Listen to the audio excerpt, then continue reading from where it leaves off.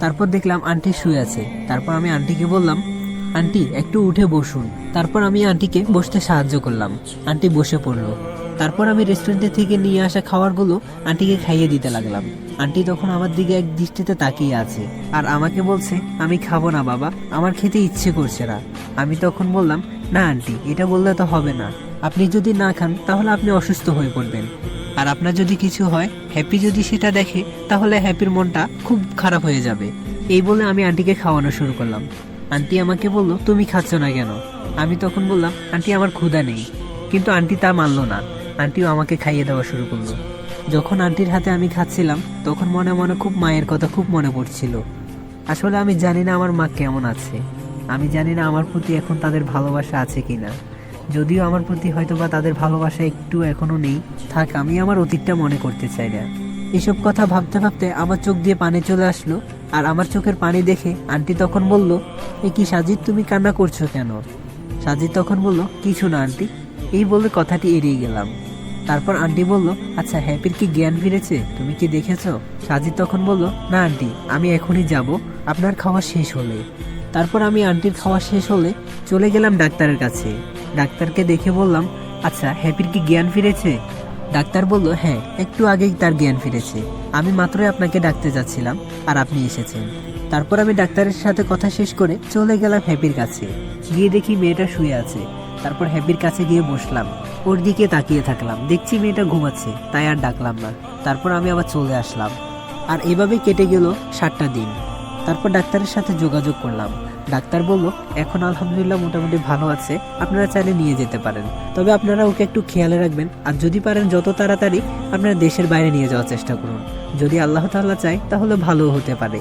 তারপর আমরা ডাক্তারের সাথে কথা বলে হাসপাতালে যাবতীয় সব কাজ সেরে তারপর আমরা বাড়ির দিকে রওনা হলাম। 15 দিন পরে হ্যাপিকে নিয়ে আজ বাড়িতে ফিরলাম। হ্যাপি আমাদের অবস্থা দেখে কিছুটা বুঝতে পারে যে ওর সাথে খারাপ কিছুই হয়েছে। হ্যাপি তখন আমাকে বলল, সাজিদ, তুই আর আম্মু কি আমার কাছ থেকে কিছু লুকানোর চেষ্টা করছিস? সাজিদ তখন বলল, ওই তোর আমাকে সন্দেহ হলো? ভালোই তো, আমি কি তোর কাছে কখনো মিথ্যা কথা বলি? কথাটা সাজিদ একটু রাগ দেখিয়ে বলল, যাতে হ্যাপি কিছু না বলতে পারে। হ্যাপি তখন বলল, আর সাজিদ তা না, কেন জানি আমার মন বলছে আমার বড় কিছু হয়েছে, আমি আর বাঁচবো না বেশি দিন। হ্যাপির কথা শুনে আমি আর স্থির থাকতে পারলাম না, বুকের মধ্যে কেমন জানি করে উঠলো।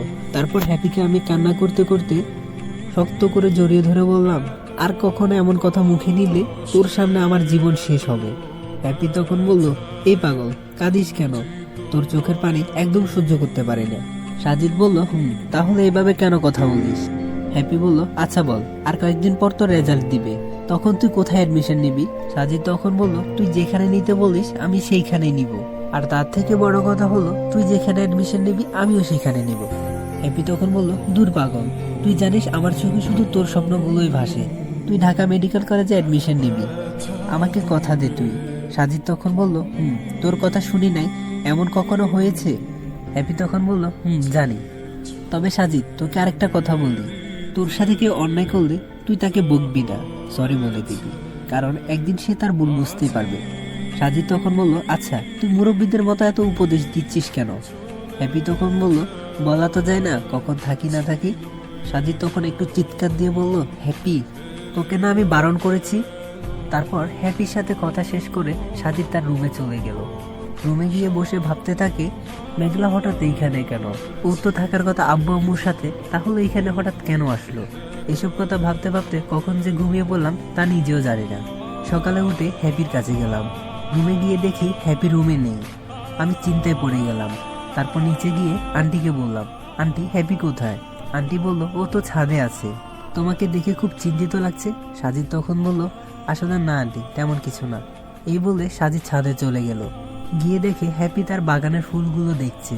ওর এমন ফুলের প্রতি মায়া দেখে আমি মনে মনে ভাবতে লাগলাম, একটা সময় এই মেয়েটা ফুলের কোনো পরিচর্যা করতো না, আজ এত সকাল সকাল উঠে ফুলগুলো কত সুন্দর করে সাজিয়ে রাখছে।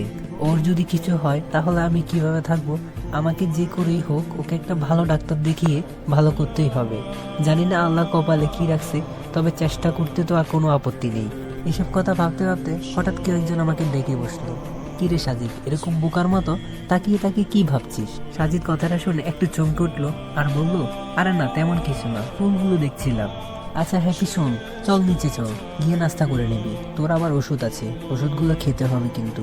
হ্যাপি তখন বলল, আচ্ছা তুই এমন ওষুধ ওষুধ কেন করিস? তুই জানিস না আমার ওষুধ খেতে একদমই ভালো লাগে না। সাজিদ তখন বলল, ওষুধ না খেলে যে তোর শরীর খারাপ করবে। আর শোন, তুই যদি নাস্তা না করিস তাহলে আমিও করবো না। এবার দেখ তুই কি যাবি আমার সাথে নাকি যাবি না। তারপর হ্যাপি বলল, আচ্ছা চল, তুই যেভাবে ব্ল্যাকমেল করিস আমি তো আর না যেতে পারবো না। তারপর হ্যাপি আর সাজিদ নিচে আসলো, এসে দেখে আন্টিও সব নাস্তা রেডি করে বসে আছে। তারপর সবাই বসে একসাথে নাস্তা করে নিল, আর হ্যাপিও তার ওষুধগুলো খেয়ে নিল। তারপর হ্যাপি নাস্তা করে তার রুমে চলে গেল, কিন্তু সাজিদ এখনো বসে আছে। আন্টি তখন সাজিদকে দেখে বলল, কি হয়েছে তোমার? নাস্তা করে নাও, আর তোমার সাথে একটা কথা আছে। সাজিদ তখন বলল, আচ্ছা ঠিক আছে আন্টি, আমি নাস্তা করে নিচ্ছি। এরপর নাস্তা শেষ করে সাজিদ বলল, আচ্ছা আন্টি কি কথা বলবেন বলেছিলেন ওইটা বলুন। আন্টি তখন বলল, আসলে সাজিদ, কাল তো হ্যাপির জন্মদিন, 1 ফেব্রুয়ারি। সাজিদ তখন বলল, ও তাহলে তো ভালোই হলো, তাহলে হ্যাপিকে আমরা আজকে সারপ্রাইজ দিব। আন্টি তখন বলল, এই জন্যই তো আমি তোমাকে বলেছি কথাটা। তারপর সাজিদ আন্টির সাথে কথা শেষ করে চলে গেল বাইরে। বাইরে গিয়ে একটা দোকান থেকে জন্মদিনের জন্য কেনাকাটা করলো। কেনাকাটা শেষে চলে আসবে এমন সময় সাজিদ দেখতে পেল একটা খুব সুন্দর টেডি বিয়ার। টেডি বিয়ারটা দেখা মাত্রই সাজিদের খুব ভালো লাগলো, আর হ্যাপিরও টেডি বিয়ার খুব পছন্দের, তাই সাজিদ আর চিন্তা না করে টেডি বিয়ারটি কিনে নিল। এইসব কাজ করতে করতে সাজিদের অনেকটা লেট হয়ে যায়। এদিক দিয়ে হ্যাপি শুধু সাজিদকে কল করেই যাচ্ছে, কিন্তু সাজিদ ফোন সাইলেন্ট থাকার কারণে তা দেখতে পায়নি। আস্তে আস্তে প্রায় রাত তখন 9টা বেজে যায়। বাড়িতে ঢুকতে আন্টির দরজাটা খুলে দিল। তারপর সাজিদ সবকিছু রেখে চলে গেল হ্যাপির রুমে। আর হ্যাপি সাজিদকে দেখা মতো অনেক রেগে গেল, আর তখন বলল, কি রে, তোকে কয়টা কল দিয়েছি, তুই একটা কল ধরেছিস? সাজিদ বলল, সরি, আমার ভুল হয়েছে, আর এমন হবে না, চল অনেক রাত হয়েছে, এখন খানা খেতে আয়। তারপর নিচে এসে আন্টি, হ্যাপি আর সাজিদ তারা তিনজনে মিলে খাওয়া শেষ করে নিল, আর খাওয়া শেষ করে সবাই ঘুমাতে চলে গেল। সাজিদ ও সাজিদের রুমে এসে ঘুমায়নি, কারণ আজকে রাতে হ্যাপির জন্মদিন। তাই যখনই হ্যাপি তার রুমে ঘুমিয়ে পড়লো, তারপর সাজিদ নিচে এসে সবকিছু রেডি করলো আর আন্টিকে ডাকলো। কাজ শেষ করতে করতে প্রায় 12টার কাছাকাছি, তাই সাজিদ আর আন্টি চলে গেল হ্যাপির রুমে গিয়ে ঠিক যখন 12টা তখনই হ্যাপিকে ডাকলো, আর সাজিদ হ্যাপিকে বলল, হ্যাপি বার্থডে। আর হ্যাপি তো তার জন্মদিনের কথা শুনে অবাক হয়ে গেল, কারণ সে তার জন্মদিনের কথা ভুলে গিয়েছিল। তারপর সাজিদ আর আন্টি চলে গেল হ্যাপিকে নিয়ে নিচে গিয়ে কেক কাটলো। কেক কাটা শেষে সাজিদ হ্যাপিকে টেডি বিয়ারটি দিল। হ্যাপি টেডি বিয়ারটি পেয়ে অনেক খুশি হয়ে যায়। হ্যাপির মুখে এমন খুশি দেখে সাজিদ তখন বলল, তোর জন্য আরেকটা গিফট আছে, তবে ওইটা আজকে না, কালকে। হ্যাপি তখন বলল, কি, সেটা আমাকে বলা যায় না? সাজিদ তখন বলল, সেটা না হয় তুই কাল সকালেই দেখবি, যা এখন ঘুমাতে যা, তোর না হয় আবার শরীর খারাপ করবে।